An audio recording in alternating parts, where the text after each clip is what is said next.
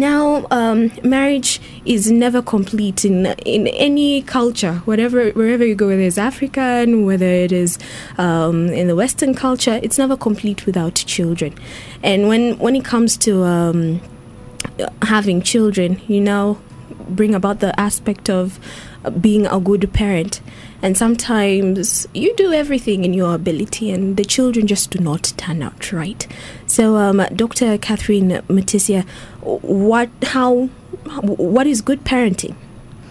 Okay, first of all, let me say that there is no perfect child and there is no perfect parent. Very true. Yeah. So all that said and done, we basically need to do our best as parents and leave the rest to God. We need to balance discipline to the child and also self-confidence, because we know that if you do too much of punishment and criticism, then the child loses confidence. Right. And research has shown that basically when you bond with a child, especially early on in life, when I say bonding, I mean that parents need to create time to interact with their children. And I would call this play. Right. And play will mean different things to children of different age. For example, a toddler you'll just play the ball or hide and seek, depending on the age. When you're dealing with a teenager, you might have to play games together, go for golf together, go for football together, or whatever they like, or watch a movie together, or play a computer game together. Right. So you need to interact with your child. And it is said that children will look for attention in all ways. If you don't give them attention through play and what they like, then they look for attention by misbehaving. Right. Because you will see a parent who is quiet reading a newspaper, then the child starts misbehaving and breaking things. That parent will put the newspaper down and give attention to the child. So children will always look for attention, whether through behaving well or behaving badly. Then once you've created that bond, right, through when you play with them, you talk to them, you listen to them, you become friends. It's very easy to correct somebody who you're in good terms with. Then we need to set limits, because again, discipline, when you have a child who is not disciplined, then you are failing as a parent. You need to set limits. Many parents fail by not, first of all, setting the rules and routines. Like, you'll find a parent who comes home from work and says, "Why are you still watching TV?" This parent has never sat down with the child to agree TV every day is this number of minutes or this number of hours. Right. That sleep time is at 9. Waking time, when people wake up, you need to create routines. Right. Take breakfast, shower, or the routines. When you have routines and a child knows that waking time up is this time, taking breakfast is this time, we brush our teeth before we go to play, TV in a day is 1 hour at this time, especially over the holidays, then it's very easy to enforce discipline. So I urge all the parents that as they attempt to set limits, they need to create routines which are known by everybody, especially working parents. You might need to stick it on the kitchen, and for the person who is left with the kids to be looking at it. And every family needs to have at least written rules. And rules change with time. When you see something you need to give attention, you change the rules. Right. So basically, you need to bond with the child and set limits. And when you set limits, there must be consequences for breaking the rules. For example, if you say no playing in the road, if you find the child playing in the road, what do? Do you confiscate if it was a bicycle for some time? Or if they watched TV for 2 hours when they were supposed to watch for 1 hour, do you reduce TV time for the following day? You say there is no TV because yesterday you disobeyed. So there must be consequences. You set limits and you make sure you enforce the consequences. But we have a pyramid such that you spend more time bonding with the child and less time criticizing the child. It has been shown that when you teach behavior through positive reinforcement, when I talk of positive reinforcement, I mean things like rewarding when you need to have done achieve something right or wrong. A particular behavior, and incentives. So, and praising. When you praise a child when they have behaved well, then they are motivated to behave well the next time so that they can be praised. So praise and rewards works very good in molding behavior, as opposed to discipline. When you inflict pain, the behavior is not as enforced as much as when you teach behavior through praising and rewards. Yeah. So basically, spend time with your child, interact with them, then make sure you praise and reward to achieve the behavior you want. Make sure that the limits are set by setting the routines and setting the rules, and make sure that when a rule is broken, there is a consequence. If you don't enforce a consequence, then you won't achieve your goal. Right. Yeah. And when it comes to listening, I've heard a lot of children, especially on on a Sunday, right after Sunday school, and probably the child is playing in the playing ground.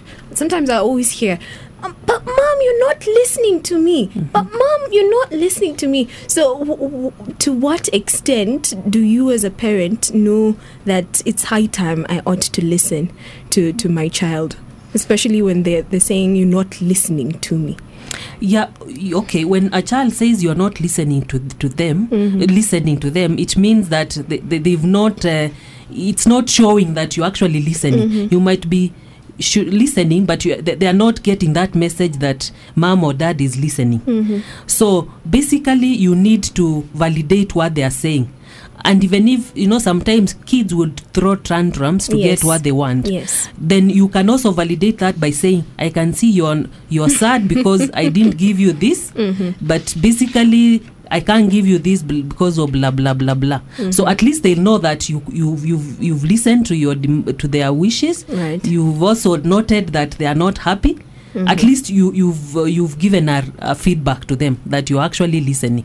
Great. Yes. So parents, should you have these young little ones that you're bringing up, make sure that you have discipline put to the table, that you play with them regardless of whether they're infants or toddlers or young adolescents, boys and girls.